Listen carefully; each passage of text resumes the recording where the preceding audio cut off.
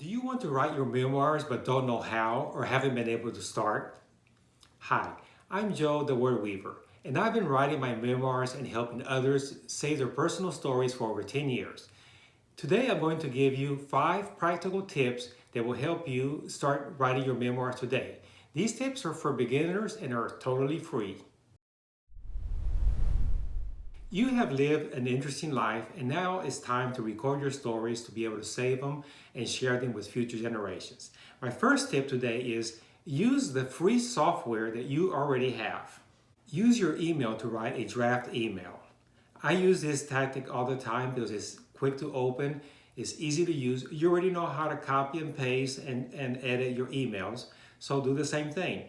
I wrote the entire first draft of Gorillas with Machine Guns like this, using separate draft emails for each separate chapter. Okay, tip number 2. If you need a nudge to help start writing, use your old photographs. Pick up old family pictures and envision in your mind that you're telling your grandchild about this picture. What was happening that day? What was going through your mind?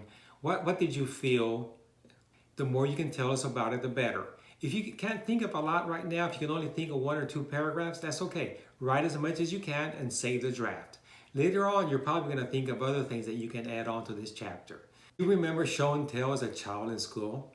Okay, do the same thing here. Just grab some object from your childhood and start telling us about it. A large part of the book, Perfect Hat Trick, had to do with Luciano's passion for soccer, and his childhood soccer balls figured in a major way throughout the entire book in several of the chapters of his book.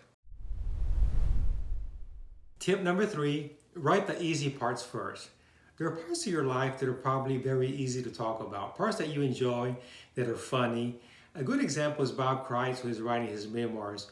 It's so much fun listening to his stories and everybody gets a good laugh. I thought to myself, hey, I know how to handle this guy.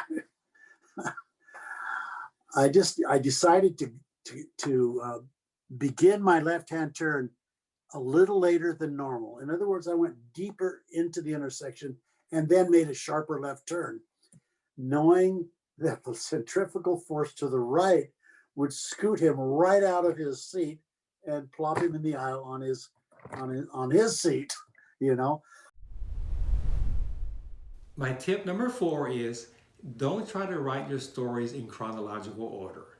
This is something that trips people up. They think they have to start from the beginning and start writing their stories as their life progresses. That's going to make it a lot harder. Write your stories in the order that they come to your mind, the way you want to write them. Later on, if you want to publish them in chronological order, we're just going to work on that on the editing. That's something that we're going to talk about later in other videos. But right now, your first job is to get your stories on paper, so just write them in the order that they come to you. Okay, so you did all of the above. Now it's time for tip number 5, which is write about the hard parts. And I know it's hard. That's why most people don't do this part. This is where people get stuck. But it's important that you write about the hard parts in your life. The hard parts in your life may be the part that are most important for you to tell, and it'll probably be the most important part in your memoirs. But write them without knowing that you don't have an obligation to include them. Because when you write about these parts, oftentimes it's going to bring up hurt, it's going to bring up embarrassment, and it makes it harder to write. But just write them knowing that you don't have to include this in your memoir. You don't have to let people know about it if you decide not to. But it's important that you write them first and then decide whether or not you're going to include this part. The thing about writing about these hard times in your life is that it also gives you the opportunity to be able to tell your loved ones about how you overcame this.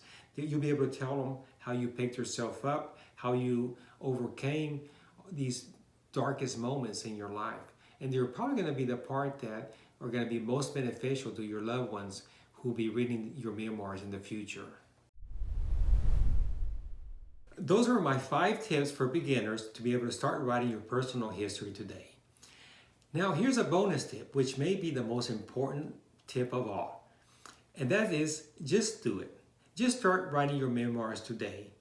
There are many ways for you to start recording your life histories, and there's only one really bad way of doing it, which is what most people do, which is they don't do it at all. So, however you go about doing it, just start doing it.